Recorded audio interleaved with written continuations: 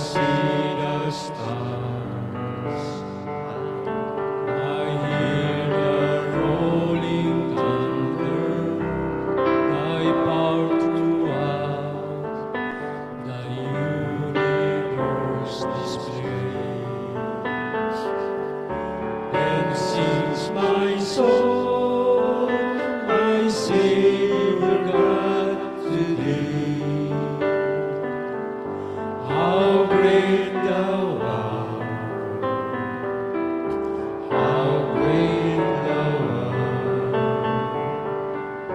And sings my soul, my Savior God, to Thee. How great Thou art! How great Thou art! When through the woods and forest glades I wander and hear the birds sing sweetly in the leaves. When I look down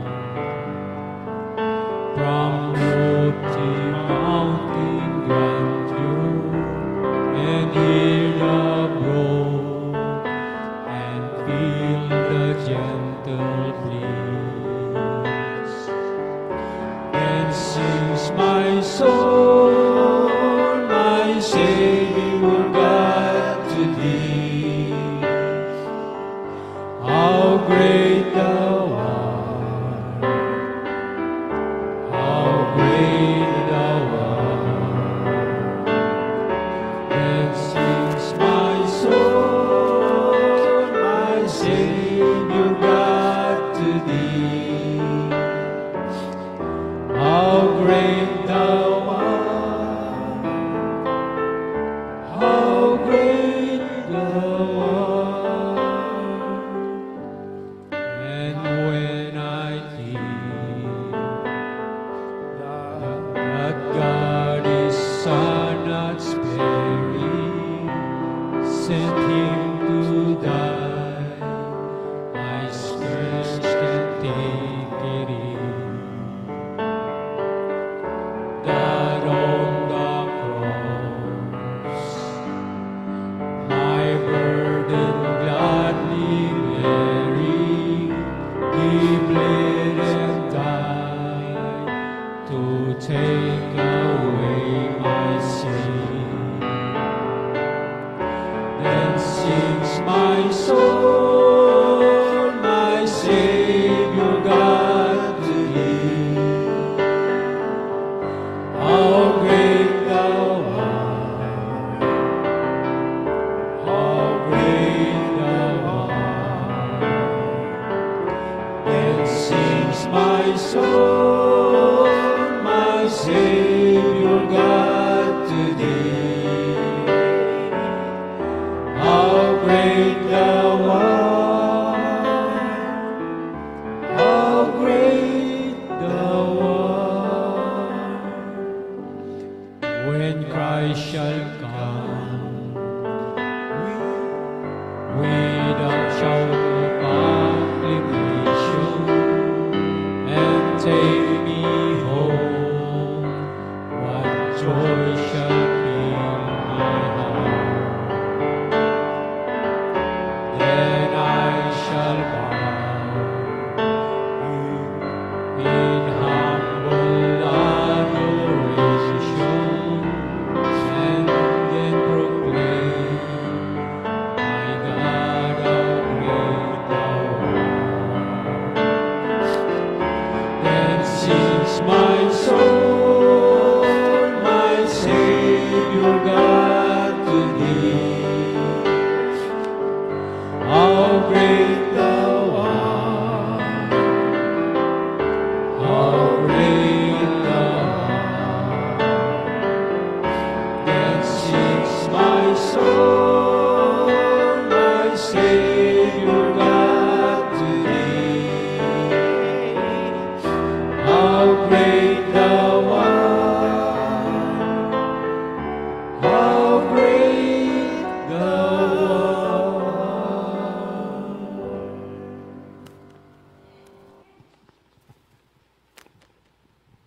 Ate pong isunod mga kapatid yung nabanggit ko kanina, kung nais magpasalamat, pwede po kayong tumayo ngayong umaga. Yung mga pagpapala natin, yung pag-iingat na natin nadama sa isang linggong nakalipas, pwede po nating sabihin bilang ating mission spotlight ngayong umaga. Meron po ba na nais magpasalamat?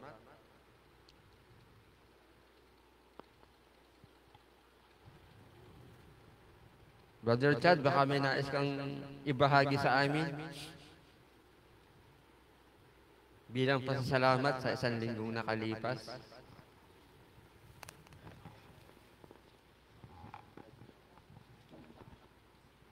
Sige, bago po si Brother Chad, ako po muna. Hindi lang nakalipas ng isang linggo ang aking karanasan kundi buwan, Sir Chad. So, ang panalangin ko po ay magkaayos kami ng aking may bahay.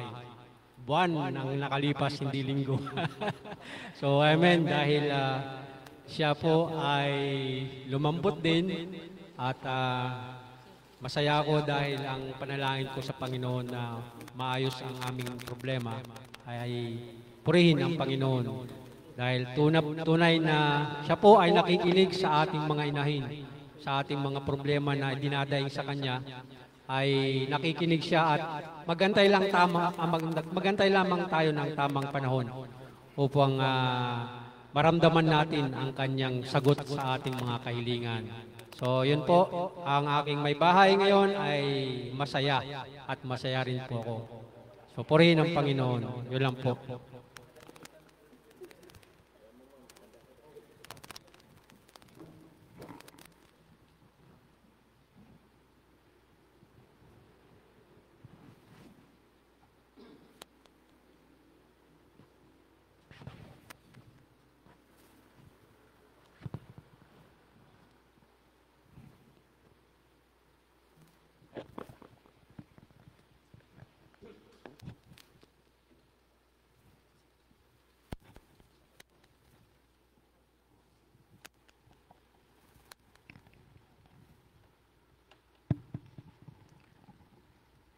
Magandang umaga mga kapatid.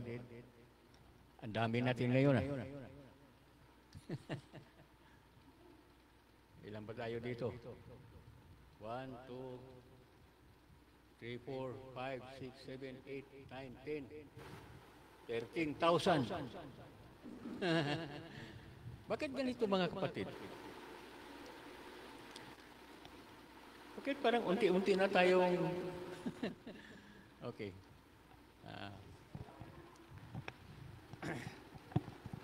Sige lang. Ang aking bahagi ngayon ay dalawa. Kaya idiretso ko na lang. Una, yung ating pagpapasalamat. Minsan nagpapasalamat lang tayo kung mayroon tayong natanggap na gustong-gusto natin. Pero kung mayroong pangyayari na parang nagtatanong tayo kung ano ba ito?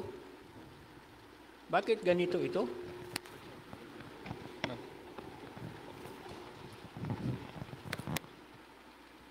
Diba? Bakit ako na-stroke? Panginoon, bakit nilala mo ako dito sa lugar na wala naman akong hanap buhay? Bakit yung aking asawa ay iniwanan ako na wala man lang sinasabi? Mayroong awit mga kapatid na sabi na, I thank you, Lord, for the trials that come my way. Okay. Itong nakaraang linggo, bukod nitong linggo na ito, ay wala na akong pera.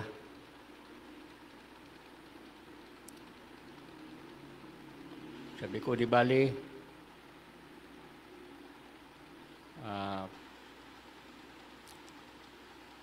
alam naman ng Panginoon ito eh.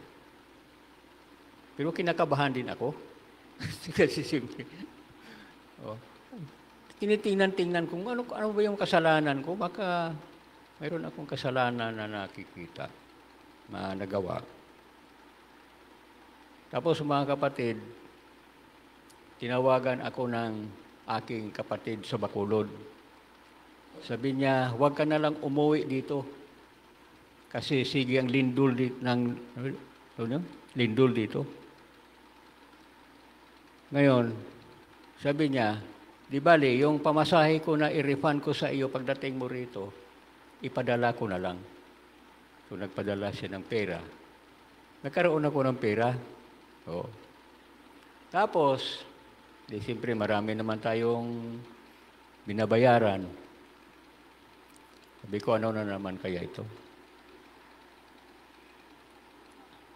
Ano na naman kaya ang gagawin ng Panginoon dito na wala naman akong naubos na yung pera ko? Pagkatapos, mga kapatid, mayroon na namang dumating na pera. Kung pakunti-kunti lang, yung tama-tama lang sa natin. Kaya sabi ko, siguro sa sunod hindi na ako kakabahan. Kasi mayroon naman talagang binibigay ang Panginoon kung tayo ay, kahit na tayo ay mga makasalanan, ay sinusuportahan niya tayo sa ating buhay. Okay.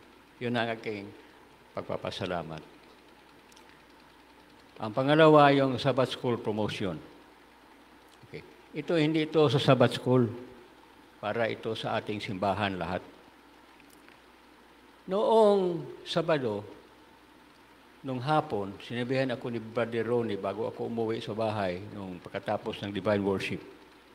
Sabi niya, Sir, ikaw ngayon ang mag-message sa young people sa AY. Sabi ko, parang hindi ako nagsabi na oo, pero sa loob ko, sige. So, umuwi ako, pagbalik ko mga pasado ng konti ng 2:00, ay pagbaba ko galing doon sa pinaparkingan ko sa taas, ay narinig ko yung malakas na tinig. Malakas na. Pagbaba ko, malapit na ako, naghihiyawan yung mga kapatid. Sabi ko talagang happy Sabbath talaga dito. Pagdating ko doon, pagpasok ko mga kapatid, ang nakita ko, yung mga kabataan nagkaroon sila ng Bible game, nagsigawan, naghiyawan, magulo sila doon. Parang kung ikumpara mo sa may nagsabong, parang halos ganun. Maingay. Kaya ako na-disappointed ako. Nag-upo muna ako doon ng mga 20 minutes siguro. Nagpasya ako na uuwi na ako.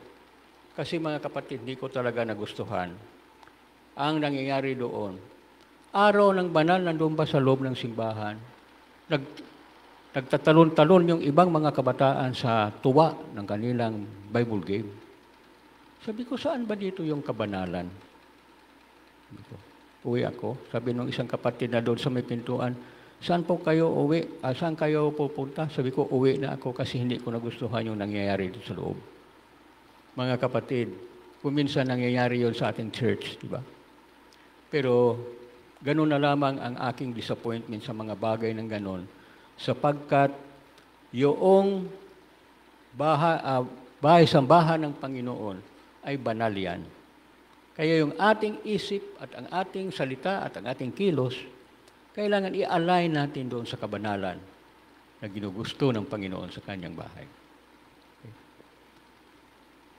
Ang mas nakadagdag sa negative na aking damdamin doon, nandoon pa si Pastor San Pedro. Nandoon pa siya. Nakasali pa siya doon sa mga game ng mga kabataan. Abutan mo yun, Brother Ronnie? Kaya tumawag ako kay Sister Bing. Sabi ko, umuwi na ako kasi hindi ko na, baka makapagsalita pa ako ng masakit. Sana hindi mangyari dito sa atin yun. Panatilihin natin na banal itong araw na ito. Banal ang kanyang sanktuaryo, kanyang bahay-sambahan. At tayo ay dapat magiging banal din ang ating mga kilos. Nagkakamali din naman tayo, pero huwag naman yung gano'n na masyado namang. Pero mo, okay lang siguro yon kung doon sa labas. Pero nandoon ka sa church eh. Kahit sabihin mo na ang church ay hindi pa na nadedicate na mayroon tayong seremonyas dito kasi mahilig tayo sa seremony. Pero ang purpose kung bakit ipinatayo at bakit nagpupunta doon yung mga kapatid sa araw ng Sabat, lalo na, sapagkat nagsasamba sa araw ng banal. Kaya kahit dito, mga kapatid, usually hindi na ako nagpupunta dito sa hapon kasi maraming laro-laro dito eh. Oo. Sa tingin ninyo, okay ba kaya yun sa Panginoon, yung maglalaro tayo dito? Dahil itong bahay-sambahan na ito ay banal ito. Na hindi tayo magbibiro-biro dito ng walang kwinta-kwintang mga salita sapagkat ito ay banal. At sana respetuhin natin ang ating Panginoon sa kanyang bahay-sambahan. Ito ay banal. Sabi ni Mrs. White, kailangan ating pakabanalin, magiging banal tayo sa ating mga kilos, lalong-lalo na sa bahay-sambahan ng ating Panginoon. Minsan yung ating mga anak ay dito lang sa loob, siging kain-kain, siging takbo-takbo. Pero siguro pagsisikapan natin na magiging maayos ang ating pagsasalita, yung ating mga kilos, pati isip natin sa ating pagpupuri sa ating Panginoon.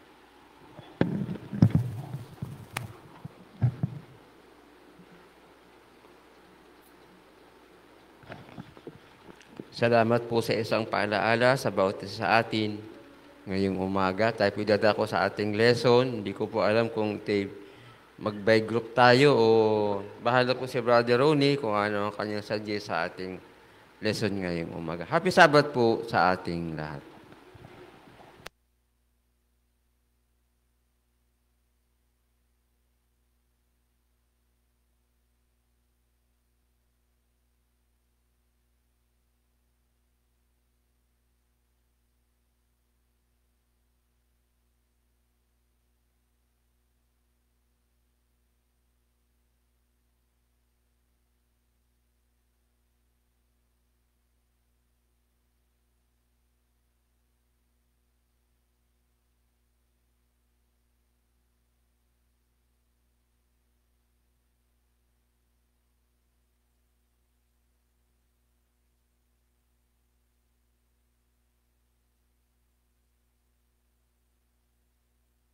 Welcome, Pastor Rodi Bautista. Hindi pa talaga kami nakasimula sa lesson, kakababa lang ng ating mga nagdala sa Sabbath School. At ngayong umaga, tayo ay dadako sa lesson at alam namin na ang lesson ngayon ay mas napakahalaga, napaka-importante sa mga kapatid, sa bawat isa sa atin, na mahimay-himay, na mauunawaan ito. Kaya ipinadala ng Diyos si Pastor Rodi Bautista na mag-nguna sa atin. Kaya ang ating pong leksyon ay pang-isahan lang at atin pong ibigay ito sa atin pong Pastor Rodi, sa iyo na po ang panahon.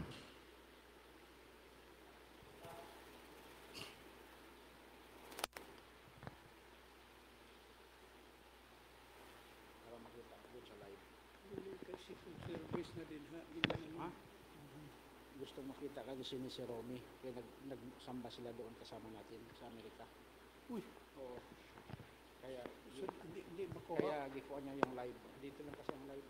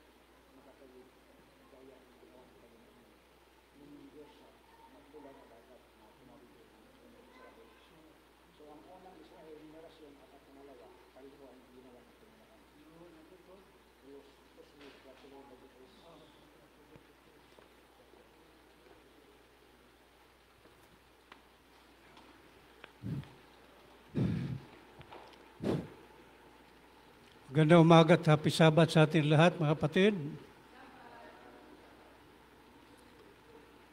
Ang ating bisita ngayon ay ang Panginoon. Amen. Kung mayroon daw dalawa o higit na nag-uusap, na pinag-uusapan ay Panginoon, nandyan siya sa gitna. Amen. So mga kapatid, huwag nating walain sa isip natin na sa gitna po natin, nandyan ang Panginoong Isus. Alright, ang ating leksyon ngayon, napaka-importante. It has something to do with the old generation and a new generation of Israelites. Mga kapatid, paglabas ng... By the way, naka-pray na ba kayo? Panalangin na? O sige, yuko tayo na ating mga ulo, tayo manalangin. Panginoon po naming Diyos, narito kami ninyong mga anak. Kami po'y natutuwa na inyong pinahabaan ang aming hiram na buhay. Pinagkalooban kami ng lupang katawan na inyong hinugis po sa inyong mukha, sa inyong larawan, upang kami ay makapagluwalhati sa inyo, sapagkat kayo ang siyang aming manlalalang. Hindi lamang po ng langit at lupa, kundi ang aming mga hiram na buhay ay kayo po ang mayroong paglalang nito. Kaya salamat po ng marami, Panginoon, na kami na inyong mga anak ay nagkaroon pa ng ganitong karapatan at pagkakataon na mag-aaral ng inyong mga banal na salita na naukit po diyan sa banal na aklat na Santa Biblia. Pagpalain kami, O Diyos, pangunahan kami ng inyong Espiritu upang kami ay makaunawa ng mga leksyon na dapat naming matutunan dahil kailangan namin kayo bilang giya patungo sa kahariang ipinangako po ninyo kay Abraham, kaharian ng langit at buhay na walang hanggan sa piling ng aming Panginoong Jesucristong nagligtas sa amin. Ito amin dalangin sa pangalan ni Jesus. Amen. Ang ating leksyon, mga kapatid, na sa Biblia, sa Josue 4:5, ano pong mga leksyon o aral, mga kapatid, na ating pwedeng makuha doon sa mga istorya, karanasan ng bayan ng Diyos na Israel na tinatawag, at kung paano po sila sinubaybayan ng Panginoon, inaruga, iningatan, pinagpala, na wala na po sila dapat hahanapin pa sa Diyos. Pero alam natin sa ating pag-aaral na sa kabila po ng lahat ng mga pagpapala na ipinagkaloob ng Panginoon sa kanila upang sila'y makarating doon sa ipinangakong lupain. Alam po ninyo mga kapatid, yung pinangakong lupain na tinatawag Kanaan ay simbolo po ng langit po yan. Simbolo ng langit. Tayo ngayon na modernong Israel, hindi po simbolo ang ating pupuntahan. Tandaan natin, langit talagang totoo. Amen? Langit talagang totoo, yan ang ating tutunguhan, mga kapatid. So as it were, tayo po ay manlalakbay dito sa lupang ito. Bilang isang Seventh-day Adventist Kristiyano, mga kapatid, isa-isip natin ng ating pong pagiging Adventistang Kristiyano ay mayroon pong kahulugan ito, na ang kahulugan po nito, mga kapatid, ay tayo ay manlalakbay, na hindi tayo permanenteng taga rito. Kung sakasakaling balang araw, mabalik tayo dito sa lupa, hindi na po ganito ang makikita mo. Kundi ito po ay susunugin ng Panginoon para sobra pa po sa kaingin po ito eh. Kung kayo'y magsasaka na yung bagong bungkal na lupa, na kagubatan, mga kapatid, na tutumbahin mo yung mga kahoy, putulin mo, sunugin mo, at walang matira, kundi lupa na lang, yun pong mangyayari sa mundong ito pagkatapos na 1,000 taon na bakasyon natin o pagtira doon sa langit. Babalik tayo dito sa lupa, pero itong lupa na ito hindi mo na alam, hindi mo na kilala, hindi mo na alam kung nasaan yung siksikan, nasaan yung San Pedro, San Juan dyan, o ano man yung mga san na yan, San Puerto Princesa. Wala na po yan. Pagkat yan po'y gawa-gawa lang ng mga tao. So baguhin po ng Panginoon yan, dito tayo titira, pero ang halamanan ng Eden na inalis ng Panginoon dito sa lupa, ibabalik dito, higit pa sa orihinal ang inihanda ng Panginoon. Kaya mga kapatid, maswerte tayo kung tayo po ay natuto ng leksyon mula doon sa paglalakbay ng mga Israelitas na kung paano ang Panginoon po ay sumubaybay sa kanila na marating nila ang lupaeng ipinangako na yung tinatawag na Palestina o Canaan's land. Ayon po sa mga espiya na pinadala doon, noong ang mga Israelitas ay nandoon pa po sa lugar ng Kadesh Barnea, na malapit na po silang papasok po sa ipinangakong lugar na walang iba kundi ang Panginoon ang naghanda ng lugar na yan. Bago sila pumasok doon, mga kapatid, nagpadala si Moises ng mga espiya upang tingnan ang lupain na ipinangako sa kanila ng Panginoon mismo. Alam mo mga kapatid, pagka ang Panginoon ay nangako ng pagpapala para sa atin, hindi po basta-basta. Sa ngayon, siguro wala kang naisip kung anong pagpapala ng Diyos sa iyo at sa akin. Baka sabihin mo lang, mayroon ka pa sinaing bigas, o mayroon kang ulam na niluto, o mayroon ka sariling bahay. Hindi po yan.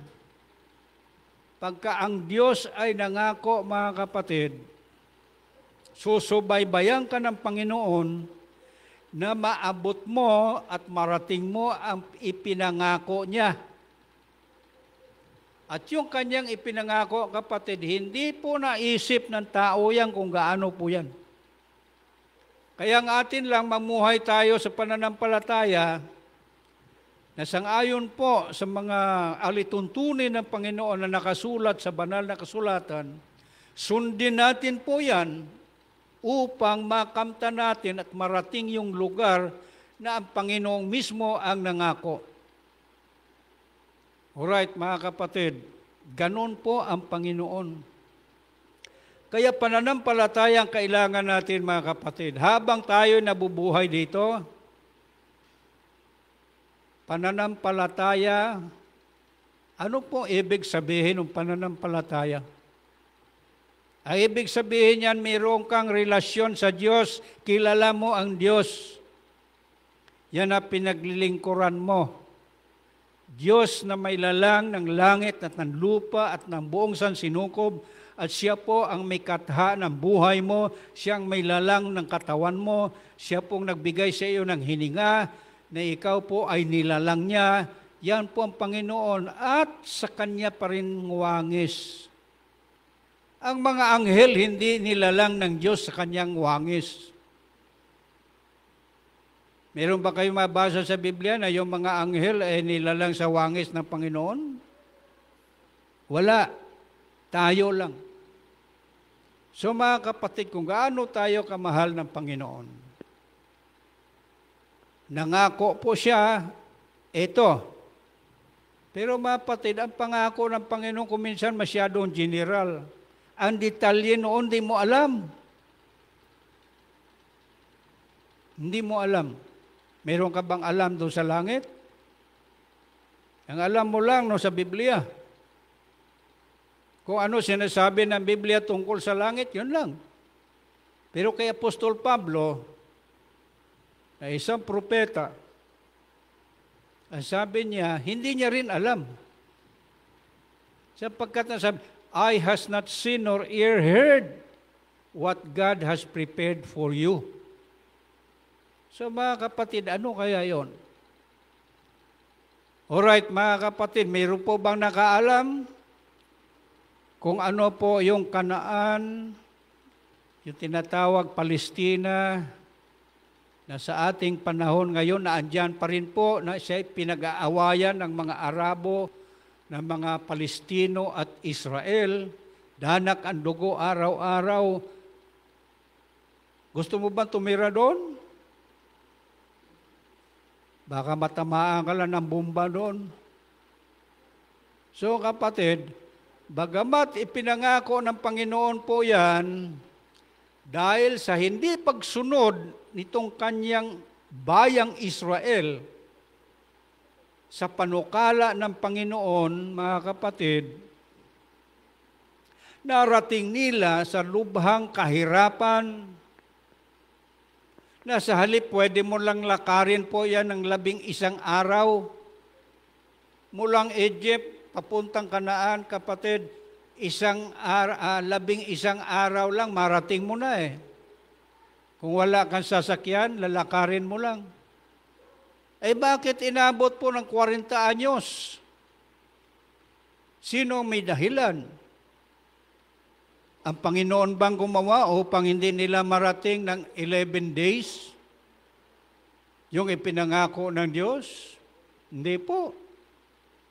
Ang may kagagawan at may problema, hindi ang Diyos, kundi sila. Sino sila? Yung mga Israelitas. Sino sila? Mga anak ni Abraham, ni Isaac, ni Jacob. Pinili sila ng Diyos na kanyang bayan sa kabila ng dinami-dami ng mga bayan, ng mga lahi ng tao dito sa lupa. Sila para ang pinili ng Panginoon na maging kanyang bayan. Ibig sabihin, special people. Mababasa mo na sa Biblia eh. Ano sabi ng Biblia? Pinili ko kayo hindi sa dahilang marami kayo. Pinili ko kayo na kayo ang aking espesyal na bayan, hindi sa dahilan kayo ay makapangyarihan, kukunti lang kayo sa bilang. Kung ikumparay ka sa Egypt at sa ibang mga bansa. Pero bakit mahal ko kayo? Sabi ng Panginoon, dahil kay Abraham. Dahil kay Abraham. Ibig sabihin yung kanilang lulong si Abraham, kapatid, nagpakita na po ng kanyang magandang relasyon sa Diyos. Kaya tayo, kung tayo po mayroong pamilya, dapat mamuhay tayong maging uliran tayo sa ating pamilya. Pagdating ng araw, mga kapatid, kung masusunod po ang sinasabi ni Ellen G. White na binigyan ng Panginoon ng mahigit 2,000 pangitain na siyang isinulat niya sa mahigit 80 libro. Mga kapatid, at sabi ni Ellen G. White, na itong mga taong pinili ng Panginoon ng kanyang bayan, hindi po sila katangi-tangi, liban na lamang doon sa kanilang lolo na si Abraham, na nagpakita na po ng tunay na pagsunod sa Diyos. Alright, ganun po yan. So they were chosen people of God. Sa ating panahon ngayon, mga kapatid, mayroong kayang pinili ang Diyos na matawag na kanyang bayan? Mayroon kaya? Ano po sinasabi ng Biblia? Revelation 14:12. Ano sabi? Here are the patience of the saints. Here are they that keep the commandments of God, and they have faith in Jesus. Dalawa ang katangian, mga kapatid, ng tunay na bayan ng Diyos sa ating panahon ngayon. Dapat maging masunurin tayo sa kautosang moral ng Diyos at magkaroon ka ng pananampalataya kay Jesus. Yan po dalawa, importante po yan. Yan ang kailangan natin sa panahon ngayon. Ang tanong, ito po ba ay nasa ikinamumuhay po ba ito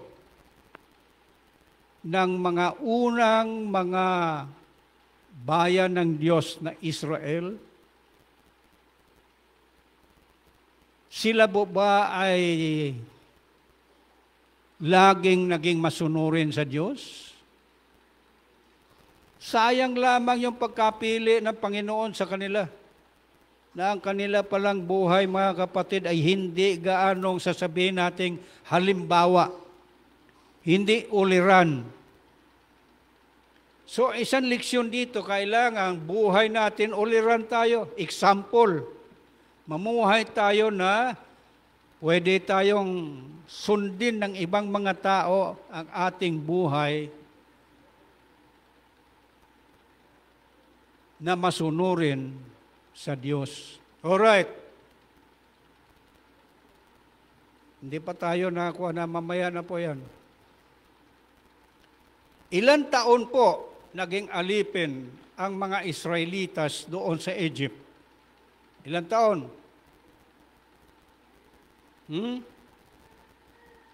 Simula na sila ay pumunta sa Egypt, galing po sa Kanaan, nagkaroon ng kagutom. Sa Kanaan, pumunta silang Egypt para mamili ng bigas o mais. Yung kanilang kinakain. Alright, kapatid. Simula noong nandoon sila, kapatid, hindi na sila umalis doon at ang resulta ay naging alipin sila ng mga Egyptians. For how many years? 400 years. 400 taon, mga kapatid. Naging alipin sila, they were slaves of the Egyptians. Who were those Egyptians? Sino si Pharaoh? Si Paraon, mga kapatid, ay simbolo kay Satanas.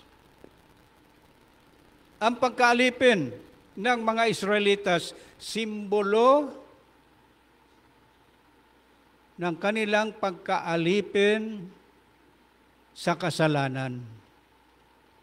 So mga kapatid, yung pagkaalipin natin sa kasalanan, that is just a symbol of what has been 400 years of slavery in the Egyptian Empire. Alright kapatid, panahon na sila po ay papauwiin ng Panginoon sa pangako ng Panginoon kay Abraham. Hindi Egypt kayo titira. Ang Ehipto, simbolo ng mundong makasalanan. Si Paraon, simbolo kay Satanas.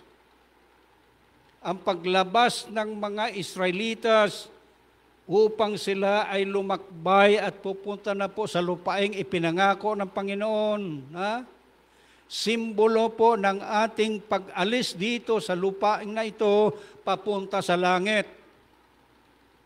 Kaya the lives of the Egyptian people is a type of our journey to heaven. Manlalakbay tayo, hindi tayo titira ditong matagal. Alright kapatid, so lumabas po sila. Sino po ang nagpalabas sa kanila? Si Moses ba? Hindi. Pagka binasa mong Biblia, ang Panginoon. Now listen now, dito na po tayo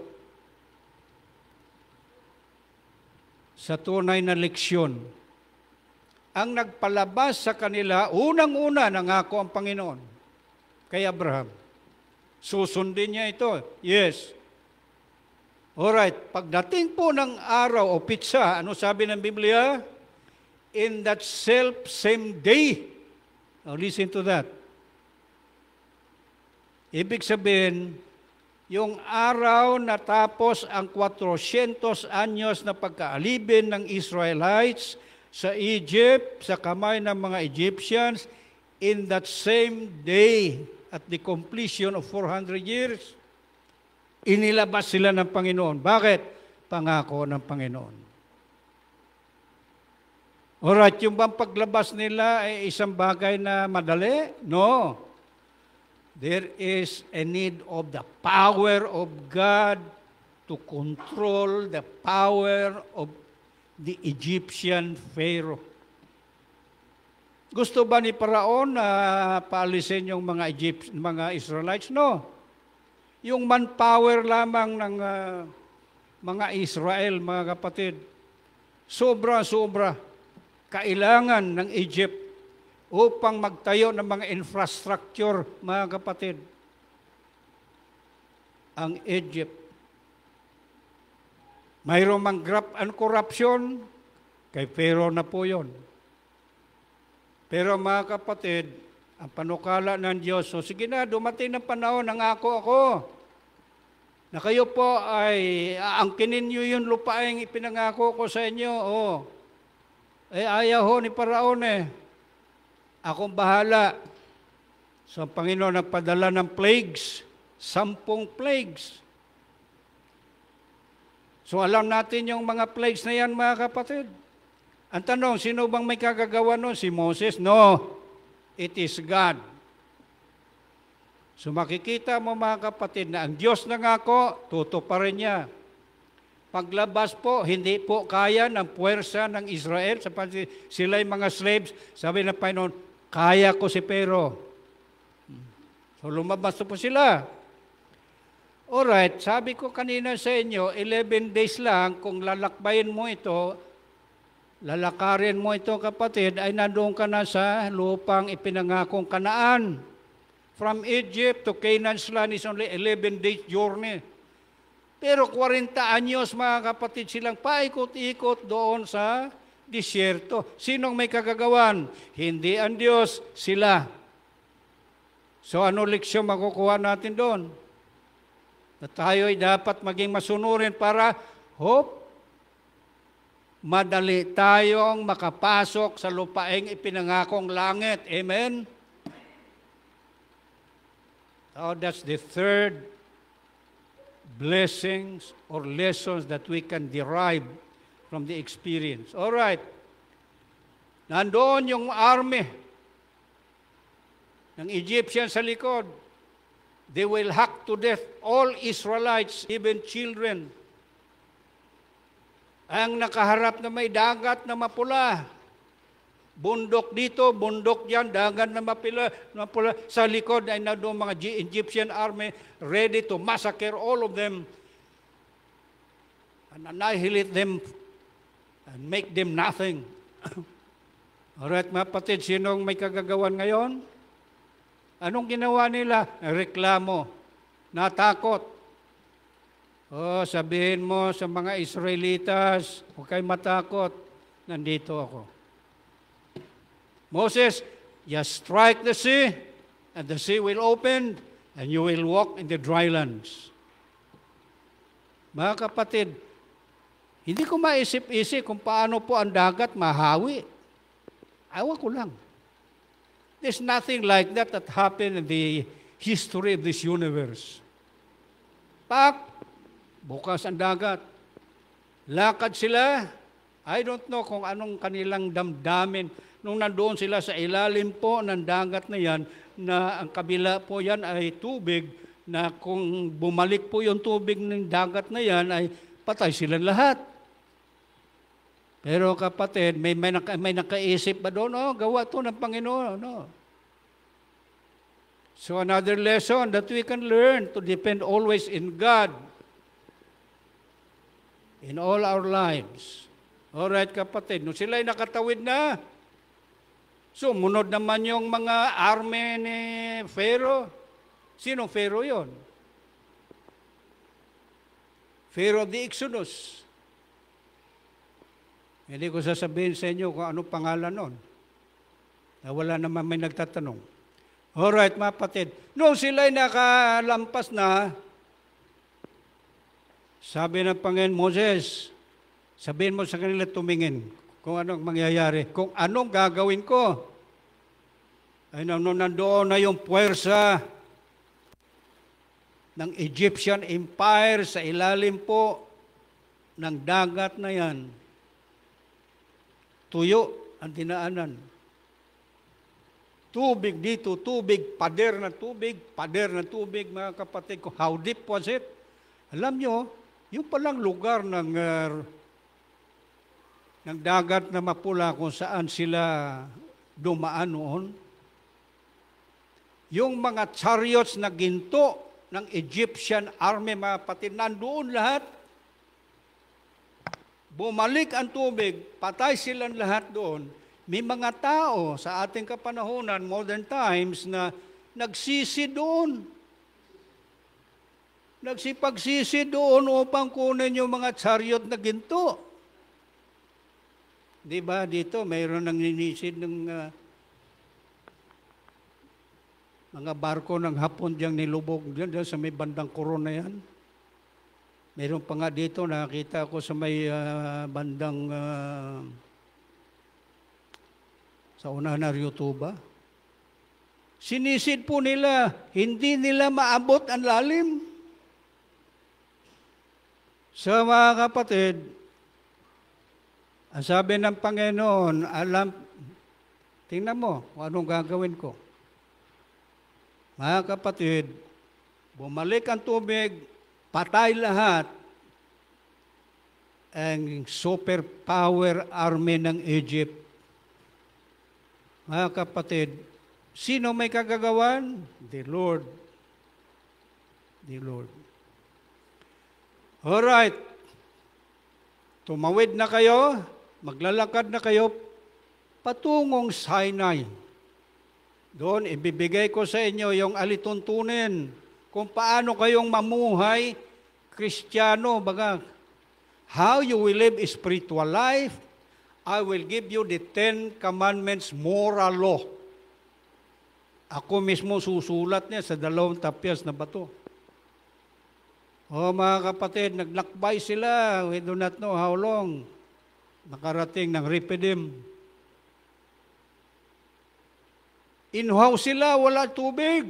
Moses, bakit mo kami dinala rito para mamatay? Marami panlibingan sa Egypt.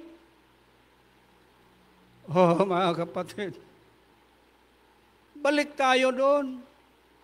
Wala kaming tiwala sa iyo. Oh, ganun. Ano dyan yung kaaway? Mga Amalekita. So mga kapatid, ano sabi ng Panginoon kay Moses? Moses, ang pagreklamo nito mga Israelites nito, aking bayan, hindi ikaw ang kanilang pinapatungkulan, kundi ako. Pero sige lang, bigyan ko kayo ng tubig. You strike the rock. Saka nakaisip kapatid na yung rock na yung Gibraltar na pakalaking bato. Ha? Lalabas ang tubig diyan kung hindi muna mababasag yung bato na yan. So mga kapatid, may kagagawa na naman yung Panginoon. Moses, strike the rock. Lalabas ang tubig. Bumabaha ang tubig, mga kapatid, sa desierto. Inom silang lahat, pati yung kanilang mga baka, mga asno, mga kambing, tupa. Oh, mayroon bang nakapagsabi, oh, salamat Panginoon, binigyan niyo kami ng tubig. Wala eh. So, leksyon na naman sa ating mga Adventista. Laking pagpapala na binibigay natin ng Diyos sa atin, higit kaysa mga tagalabas. Hindi nyo alam mga kapatid na yung mga Adventista doon na namumuhay doon sa Redlands at saka sa Mountain View City of, tawag doon? Yung mga Adventistang namumuhay doon mga kapatid, ang kanilang mga edad ay higit ng 8 taon kaysa ordinaryong mga tao. Kaya pumunta ka doon mga kapatid. Ang mga Adventista doon, mahaba ang kanilang edad because of their lifestyle. So isang pagpapala na sa atin, mayroon doon isang babaeng mahigit 80 ang edad. Naakyat pa niya yung bundok. Walang kasama. Walang tungkod. So mga kapatid, mga pagpapala na binibigay ng Panginoon higit kaysa mga taong hindi naglilingkod sa Diyos. Kaya tayo mga kapatid, pinagpapala tayo sa anumang paraan. Alright mga kapatid, mulang Rephidim, pinainom sila ng Panginoon, buhay sila, okay, patuloy tayo. Saan tayo pupunta? Pupunta tayo, angkinin natin yung lupaing ipinangako ng Panginoon sa atin.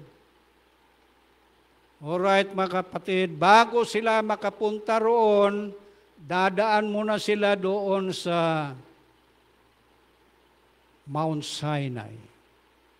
Bundok ng Sinai, kapatid, na kung saan doon ipinakikita na naman ng Panginoon ang kanyang kapangyarihan na ang buong bundok ay liliyab sa apoy.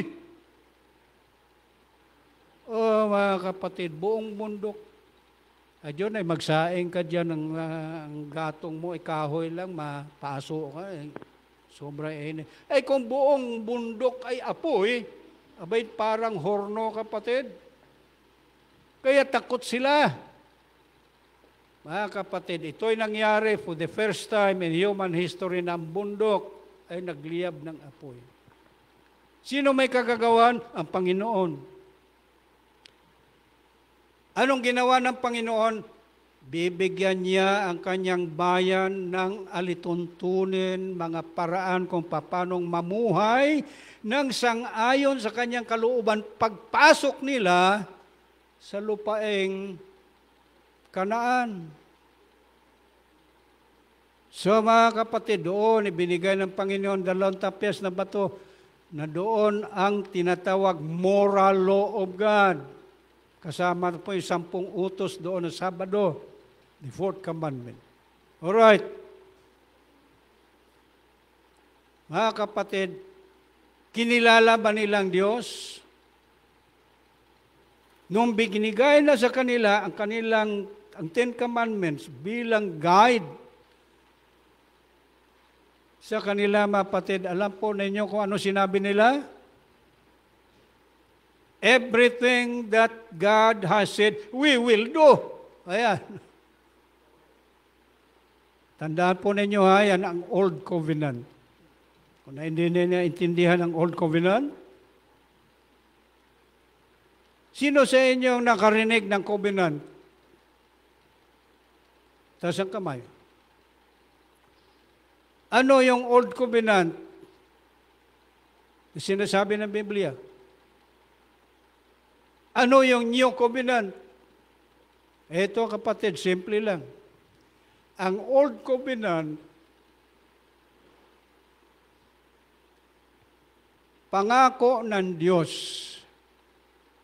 sa mga Israelitas noong kapanahunan ng Old Testament, na sila po ay talagang pagpapalain ng Diyos, sila po ay maging pangulo sa buong mundo, sila po ay maging ganito, sila po ay yayaman, sila po ay ganito, lahat po ng materials na pagpapala, ipinangako ng Panginoon sa kanila.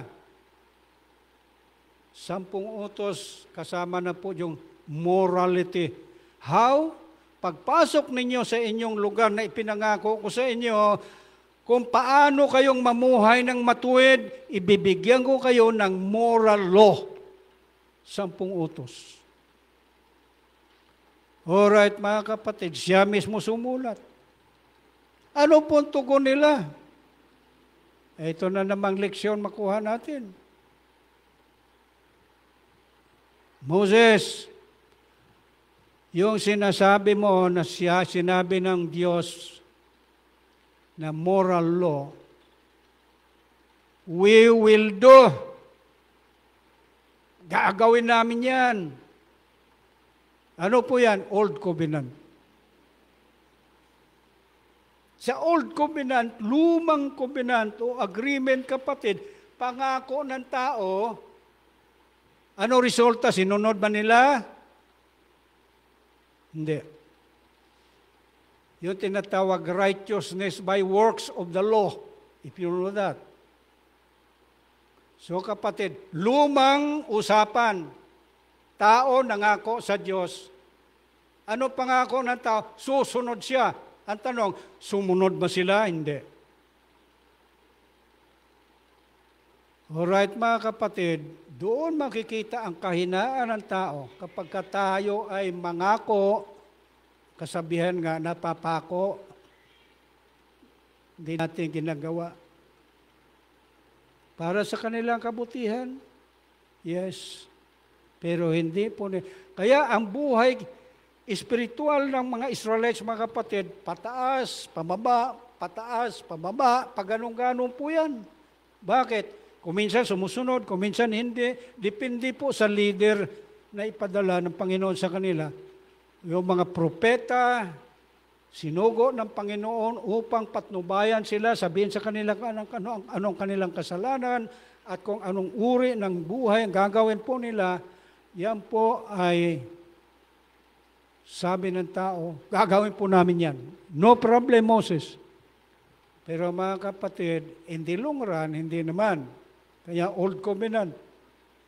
Kaya pagka ikaw ay nangako na sumunod sa Panginoon, hindi mo masusunod yon kung hindi sa pamamagitan ng Panginoon mismo tutulong sa iyo. So, Old Covenant. Mga kapatid, nung dumating ang Panginoong Hesus, bibigyan tayo ng bagong covenant. Ano yung bagong usapan? Hindi ikaw at ako ang mangangako dahil wala tayong magagawa sa ating sarili. You cannot save yourself. It is only God that can save you. Kaya naparito ang Panginoon, Panginoon Jesucristo, na matay sa cross ng Kalbaryo, upang sa pamagitan ng kanyang dugo ay maligtas ka mula sa iyong kasalanan, magkakaroon ka ng buhay na walang hanggan. Mga kapatid, ang nangako si Kristo. Amen? Susundin niya? Yes. That's the new covenant. Sa simpleng pagkasabi. So kapatid, ang tanong, personal, ikaw ba o ako ba'y namumuhay ba ako under the old covenant or under the new covenant? Pagka sinabing old covenant, kapatid, mayroon kang magagawa hanggang marating mong langit sa sarili mong gawa. Yan po tinatawag righteousness by works. Alright. Bigo ang tao. Si Kristo hindi mabigo. Bakit? Ang buhay niya, ang inalay niya. Sa ating walang magagawa, si Kristo na ang gumawa. He did it in the cross. Ano lang gagawin mo kay Kristo? Sampalatayanan mo lamang siya. Amen? That's the new covenant. Kaya ang tanong, ikaw ba bilang isang Kristiyanong Adventist, namumuhay ka ba sa Old Covenant o New Covenant? Pag sinabi mong Old Covenant, hindi ka makarating doon sa pangako. Pero kung sabihin, namumuhay ako, pastor, sa New Covenant, umaasa ako, nananalig ako kay Kristo, sa sarili ko wala akong magagawa upang makarating doon. Pero naniwala ako kay Jesus Christ, sumampalataya ako sa Kanya, at ganoon po, okay ka. Yan ang problema natin mga Seventh-day Adventist Christians sa panahon ngayon. We are working under the old covenant. Yes, kailangan sumunod sa kautusan, pero kung ang kautusan na lamang ang sandalan mo para ikay maligtas, old covenant ka. Pero kung si Kristo ang tanggapin mo at sumandal ka kay Kristo, hindi kay Lusyutan, hindi kay Henry C., hindi kay Ramon Ang,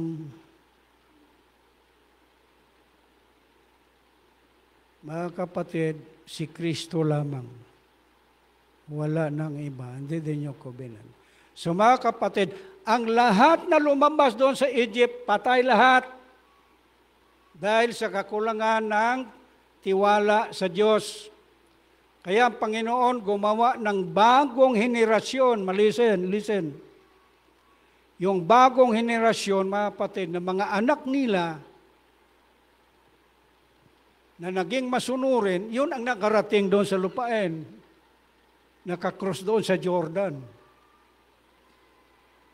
At sila po ang nagposes sa lupaing ipinangako ng Diyos kay Abraham, kay Isaac, kay Jacob, at sa lahat ng mga taong masunurin.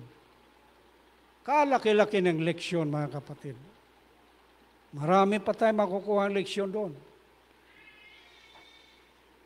So tulungan tayo ng Panginoon. Baka wala na tayong oras, pero baka kayo may tanong. Ikaw, Brad, may tanong ka kanina. Oh. Kasi ating lesson ay So naintindihan ninyo, ha?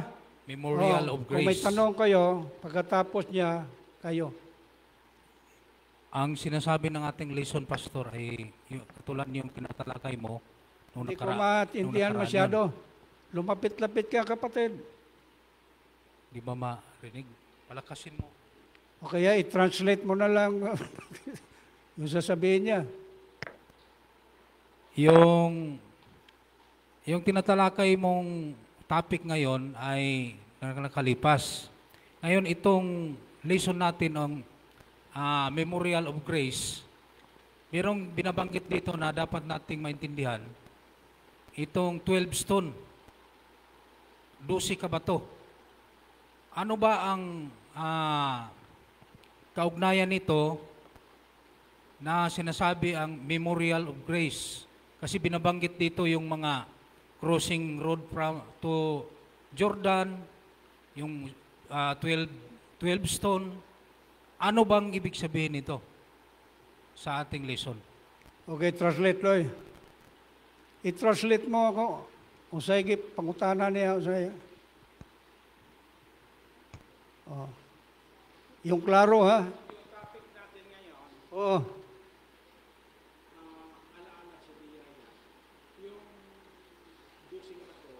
Oh, yung bato. Okay, mga kapatid, yung bato na yan, ha? Doon sa ating leksyon, mayroon po binanggit po niyan, ilang bato ang nilagay doon? Ilan? Ito, ha? Bahagi lang po ito ng kanilang mga aksyon o ano ang gagawin nila para sila'y makatawid ng ilog ng Hordan panahon ng baha. Sapagkat kapatid, dito sa kabila ng Hordan, sa western side, hindi ito bahagi ng Kanaan. Tatawid ka ng ilog, yan na pong lupain ng Kanaan na ipinangako. Alright. Nandito sila sa kabila, aangkinin na nila yung lupain na ipinangako sa kanila ng Panginoon. Anong ginawa po nila? Ayon po sa utos ng Panginoon kay Moises. Alright. Para sila makatawid, ang Diyos na naman ang gagawa ng himala dito. Sabi ng Panginoon, tatawid kayo, ha? Tatawid kayo sa ilog ng Hordan na yan, basta pagtapak po ng priest, ng saserdote sa tubig, ilog ng Hordan, panahon ng baha, hahawi po yung tubig. Parang Red Sea din. Alright. Ang tubig, mga kapatid, bagamat baha, hindi po umagos doon. Bakit? Ang Diyos gagawa ng paraan na naman. Pag apak po ng paanong mga priest na nagdala po ng kabanantipan, nahawi kaagad yung tubig sa ilog ng Hordan. Ito, ang utos sa kanila, 12 leaders of Israel, habang tuyo ang Hordan, magdala kayo ng bato. Yung bato na yan, ilang bato?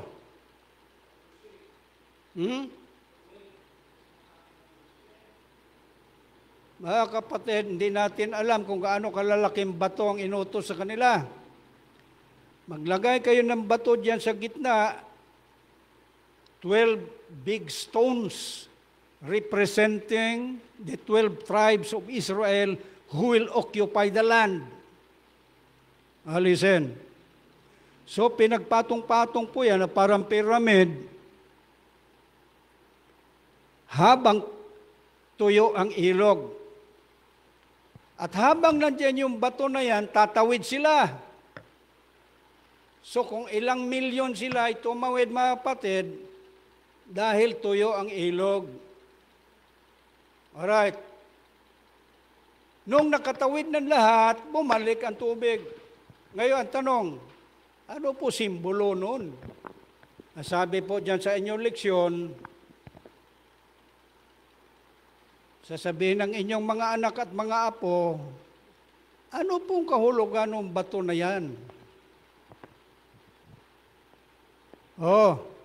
Sabi ng mga matatanda, ang bato na yan ay memorial, alaala, about the power of God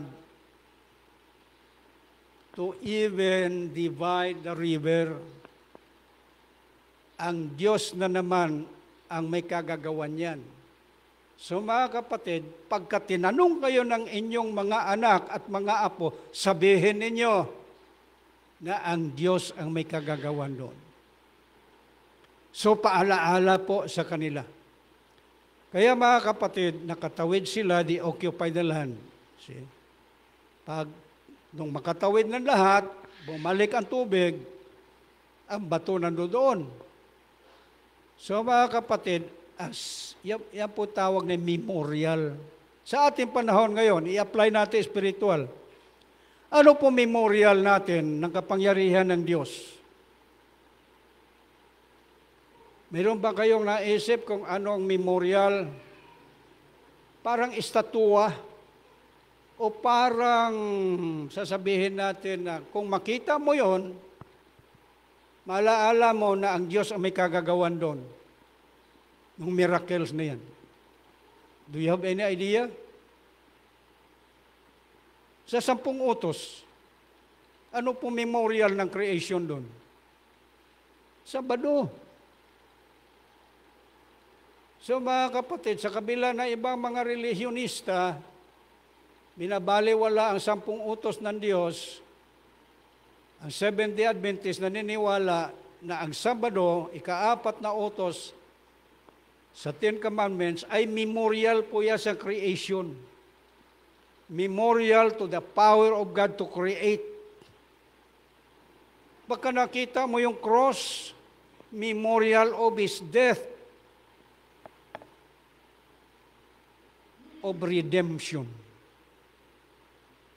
So lagi kang may utang sa Panginoon, nilalang ka, nagkasala ka, mamatay ka, iniligtas ka ng Panginoon, siya may gagawan lahat yan.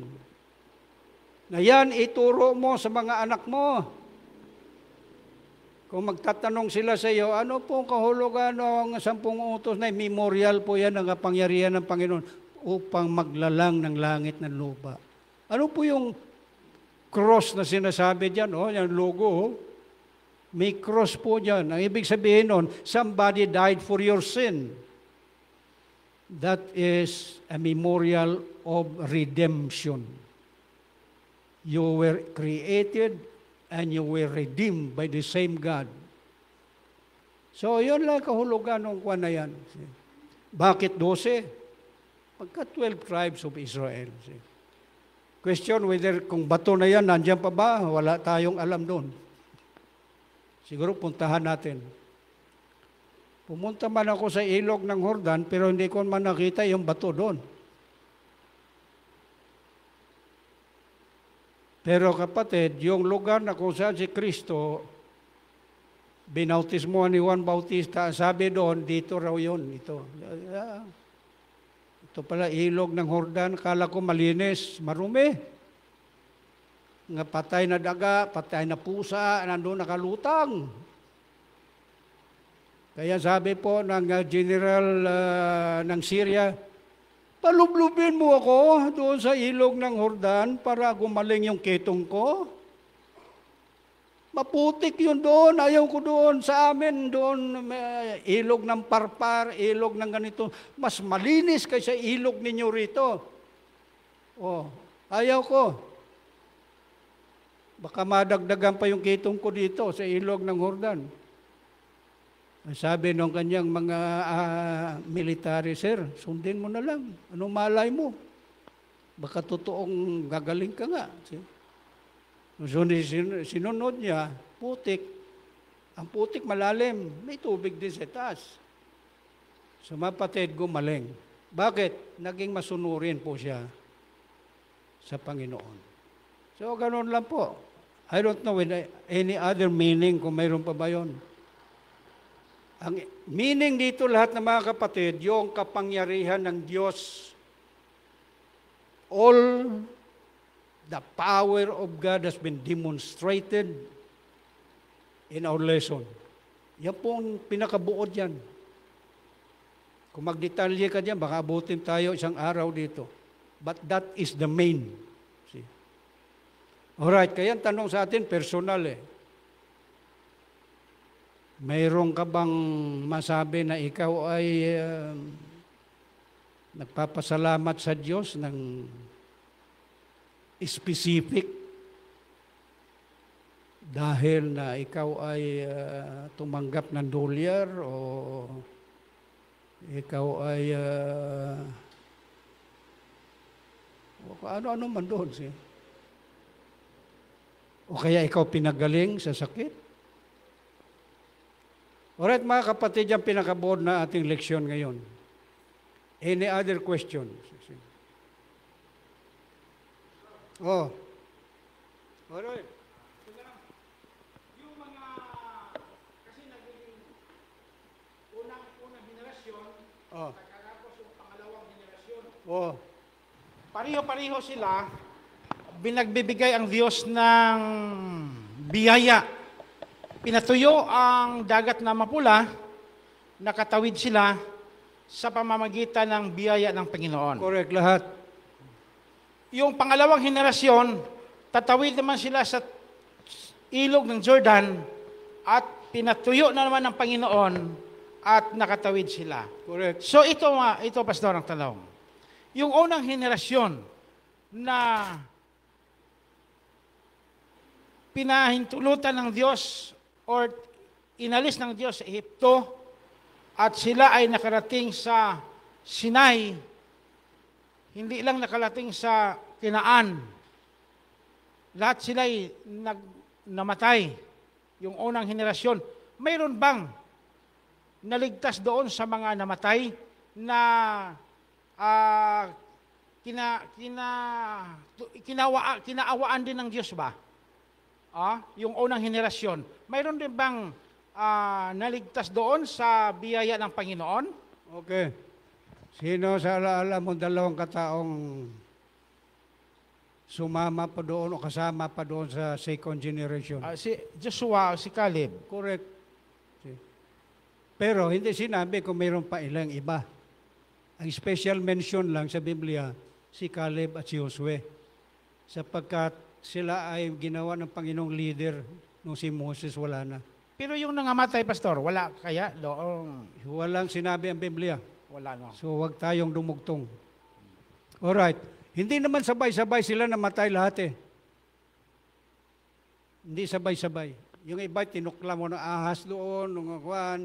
Yung iba doon ay sumama doon sa nag-rebuilde na kinain ng lupa. Hindi naman sila sabay-sabay. Pero yung henerasyon na yan ay hindi pinahintulutan ng Panginoon.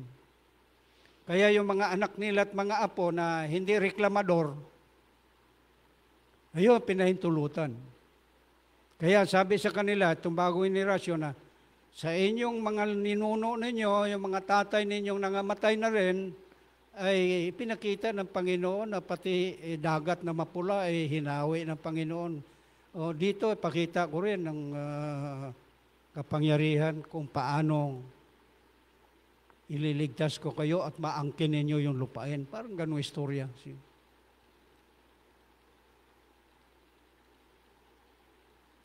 So kapatid, ano pa ating question doon? Ito ay narrative story ito. Ito ang tanong ko nga nung isang Sabado, marami naman babae doon sa Jericho. Bakit ang pinili si Rahab pampatutot? Ba't hindi naman pumili ng kung sino-sino dyan na hindi kagaya ni Rahab na patutot? Pero ang sagot lang dyan, simple. Yung tinatawag sovereignty of God. Pagka sinabing sovereignty of God, hindi mo ma-question. Alright. Kung wala si Rahab, akala mo magkakaroon ng Haring David? Kung wala ang Haring David, akala mo magkaroon ng Birhen Maria? Kung walang Birhen Maria, akala mo lulusot ang Panginoon Jesucristo? So hindi mo malaman yan eh, bakit ganon yan? Naisip ko, si David mas lalo pang makasalanan kay Saul. Sapagkat murder ang gawa niya. Minorder niyang pinatay niya si Urias, pagkatapos inagaw pa niya yung asawa ni Urias. Siya lahat may kagagawan. Bakit ginawa si David na a man after God's own heart? Ba? O yan, mga latter times na yung nambuhay nila ni David. Solomon, si Solomon, idolatros, babahiro. Ba't pinili pa ng Panginoon niya na siya ay magiging ninuno ni Jose at ni Maria? Yung tinatawag, the sovereignty of God na hindi mo pwedeng questionin. Siya lang nakakaalam. Pastor, ito na lang. Oh. Huling tanong ko na ito.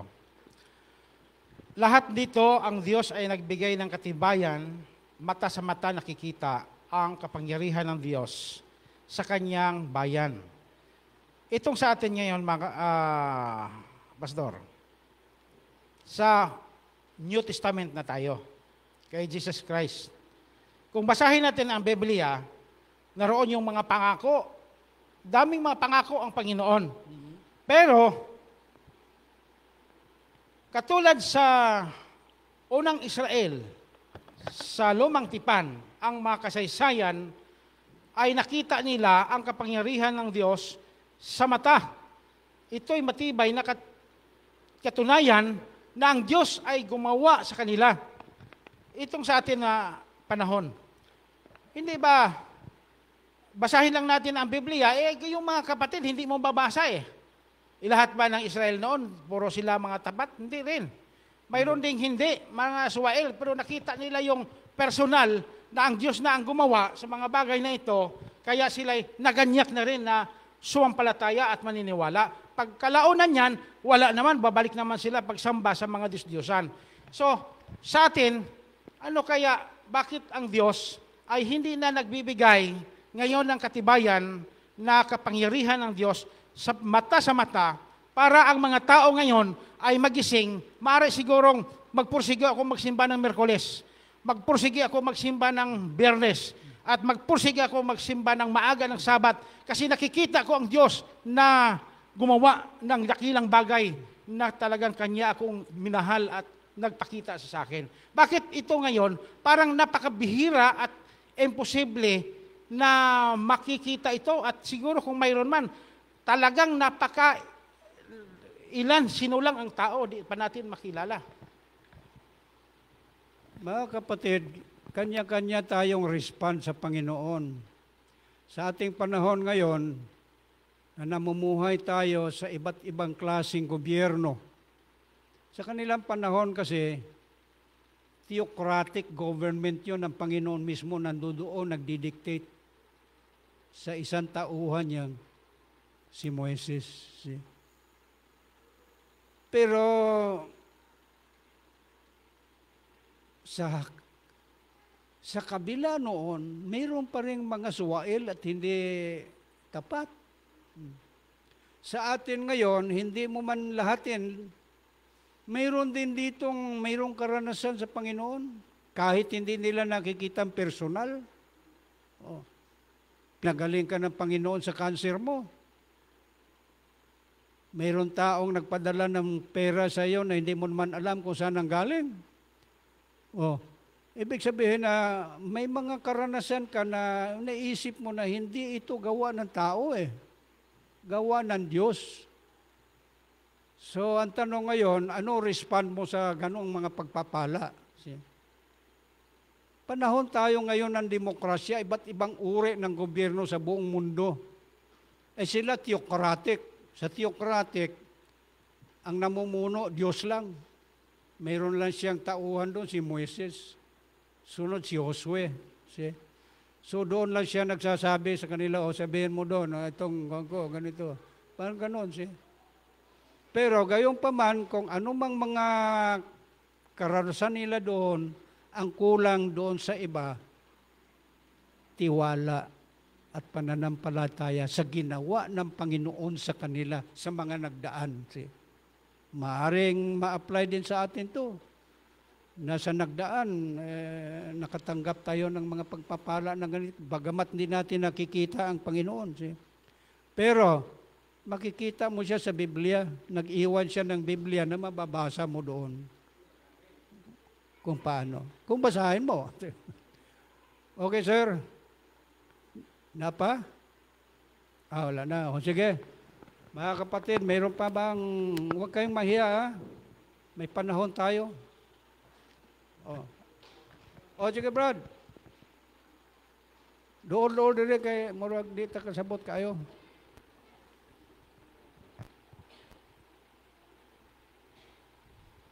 Maglapit ko para mo. Baka mas klaro ito kaysa diyan. Mas klaro? Ito. Okay na? Sige. Okay. Ang ating lesson ay nagpaintindi sa nagpakita nung maalala natin yung nakaraan sa mga pangyayari. At ayon sa salaysay mo, ayon yung generation ngayon ay hindi na natin makita yung miraculous ng Diyos nung pinapakita sa panahon sa Israel. Ang tanong ngayon, mayroong mga mirakulo na hindi katulad noong nakita ng mga Israelitas, pero miracle sa ating panahon ngayon, marami. Oo. Ngayon, ang ating lesson nagpatunay na kung ano man ang gusto ng Diyos na ipasunod sa atin tulad ng pagkabanalan ng araw na Sabat. Tulad na lang ng panahon sa seremonyas ng kasal. Ganon din ang Santa Cena, baptism. So, yung kanilang pinapakita ng Diyos na sila ay merong guide, ito ngayon, simple ang pinapakita ng Panginoon para sa atin. Isa lang ang may dahilan nito, para tayo ay mananagumpay, kundi yung pagsunod. Yung pagsunod lang. Dito naman sa atin, ay meron tayong batayan na pinapakita ng Panginoon na ang pagsunod, pero hindi talaga masunod. Merong tinatag ng mga leader, katulad na lang ng leader ng ating Pilipinas, na maraming nagreklamo. Ganon din noon ng mga leader nila. Ibig sabihin doon, pinapakita ng Panginoon ang mga pamaraan ng unang mga panahon upang makita natin yung kanilang swail nga pagsunod na sila ay pinapalitan ng Panginoon.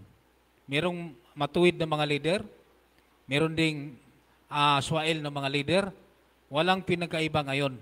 Kaya ngayon, kung makita natin yung mga nakita natin na hindi natin nakita yung pinapakita ng Diyos na milagro, hindi natin namalayan yon.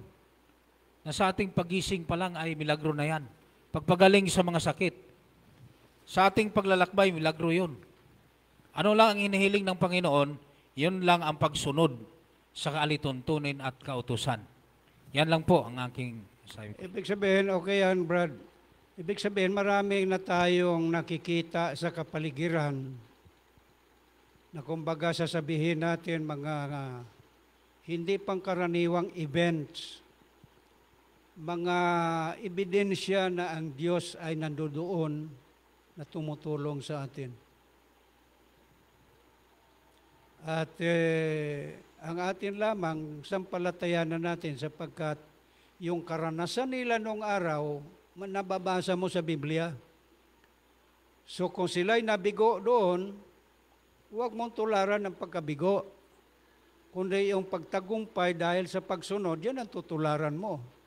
Dahil nakasulat po yan sa Biblia. Ganun lang po kasimple. Okay mga kapatid, wala na po? Okay, wala na siguro. Wala na. So mga kapatid, sa mga Sabbath School lesson na ganito, mayroon tayong Sabbath School lesson guide, yung leksyon na yan. Kailangan mayroon tayo niyan. Ako ay hindi ko inabutan at naubos na, kaya hindi ako nakabili ng leksyon. Gagamitin mo yung kalahating taon.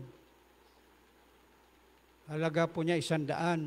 Bibili ka dyan sa Hospital Church, meron sila dyan. Kaya ako naubusan na ako. Pero binasa ko yung lahat sa Exodus hanggang Josue. Ang historya po dyan ay talagang, ano po sabi ng Roma 15:4? Ha? Ano sabi ng Roma 15:4? Sino makakaalam yan? What has been written aforetime was written for our learning, sabi ni Apostol Pablo.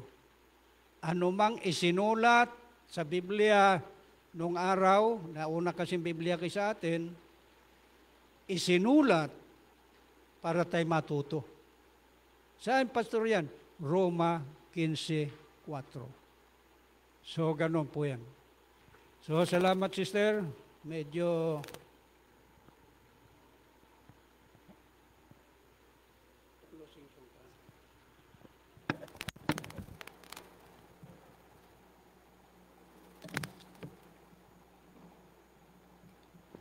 Para po sa ating closing song, tayo pong lahat ay tumayo at ating po awitin, Stand Like the Brave.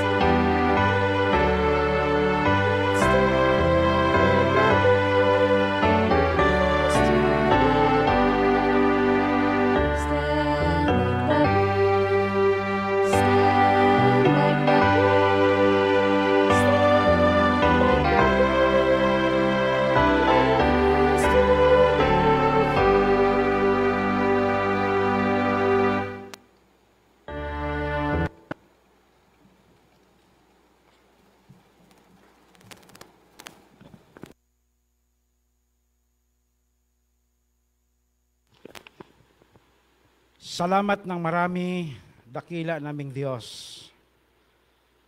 Kahit sa napakaraming pagsuway na nagawa ng inyong bayan, patuloy ang inyong pong pag-ibig na inyong ibinigay sa bawat isa sa amin. Salamat, Ama, sa inyong pong mga pangako na nagbibigay ng pag-asa sa bawat isa. Nawa, O Diyos, na ang inyo pong mga anak na naglalakbay sa langit na Kanaan ay marating namin sa pamamagitan ng inyo pong patnubay at kasama ng aming mga anak at ng buong iglesia, inyo pong mapiniling mga lingkod na itinalaga sa mundong ito. Salamat po, Panginoon, sa pangalan ni Jesus. Amen. Okay, so magbibigay na lang po ako ng paalala dahil baka sa susunod na Sabado ay mayroon namang hindi dito makadalo. Katulad na karang Sabado na mayroong hindi nakakadalo dito sa atin pong mga announcement at hindi nila nalalaman na ang atin pong pagsamba noong Sabado ay doon natin ginaganap sa fellowship ng Macedonia. So, 2 linggo bago nangyayari ay nagkaroon na po tayo ng mga announcement, no?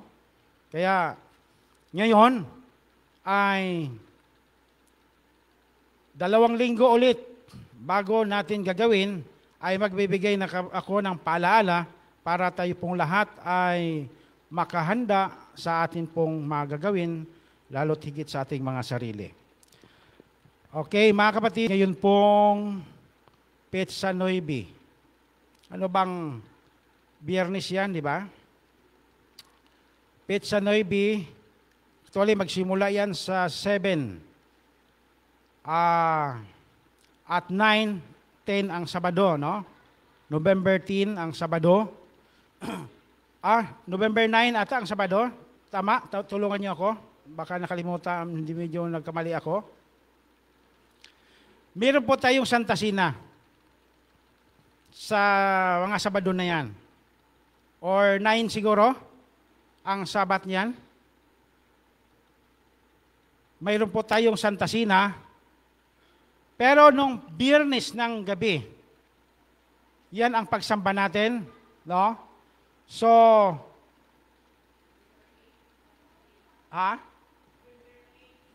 November 8, ibig sabihin, ang Miyerkules ay 5. No?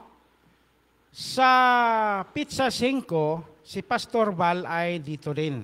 Miyerkules yan.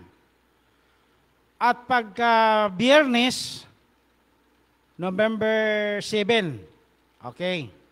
November 7, sa gabi, mayroon po tayong prayer band, mga kapatid. No? Prayer marathon. Sorry. Mayroon tayong prayer marathon.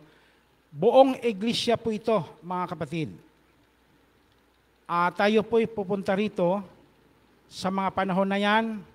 At mayroon po tayong mga inihanda dito na hindi po tayo magugutuman. No? Marahil sa umaga ay mayroon tayong almusal dito.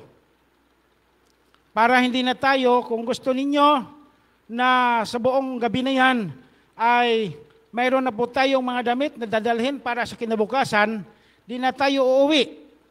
Handang-handa nating gagawin ang isang banal na pagsamba sapagkat mayroon na rin po tayong mga preparasyon. No?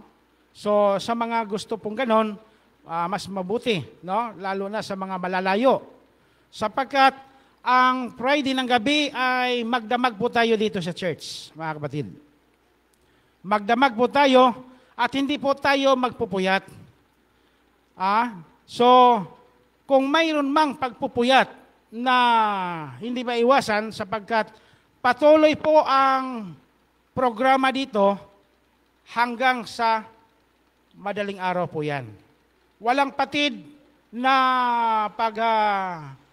paghahandle sa mga serbisyo oras-oras. Mayroon pong naka-schedule na mga grupo na itatalaga sa bawat oras. Kaya kung tayo po ay nakalagay dito sa maaga, maaring makabalik tayo, doon na tayo sa mga alas 11. So tulog naman tayo kasi ibang mga schedule naman na mga grupo ang magdala dito sa sunod na mga oras, no? So, naway tayo pong lahat ay makisali sa activity ito ng atin pong spiritual na pagganap. Kasama po natin ang buong pamilya ni Pastor Bal. Dito rin po sila. Kaya salihan ninyo, salihan nating lahat, makikisaya tayo sa spiritual na activity na ito sapagkat ito ay napakagandang maranasan po natin na kung saan naranasan ng ating Panginoon at ng kanyang mga apostolis na kung papaano sila na hindi nakasama sa Panginoon sa kanila pong pagpupuyat noong doon sa Mount of Purification. No? So, mga kapatid, Doon naman sa mga marahil ay hindi makakaya, ito naman po ay hindi naman ito sa pilitan, kumbaga masayang kalooban natin na tayo'y makikisali sa activity ng spiritual na prayer marathon na ito. So, yan po ang akin pong paalaala sa pangalan po ng Church Board ng Rampano Church na bumubuo sa mga activity ito. Ito mga kapatid ay malaking tulong po ito sa pamamagitan ng paghingi natin sa Diyos ng kanyang tulong na tayo pong lahat ay makasama mas mabubuhusan ng banal na Espiritu na ipagkakalob ng Diyos lalo't higit nitong huling mga araw. Ano po? So maraming salamat sa atin pong mga napakinggan at naway ang Diyos ang magpapala sa atin. So aking hilingan ang ating pong chorister na akyat dito para sa pag-aawit.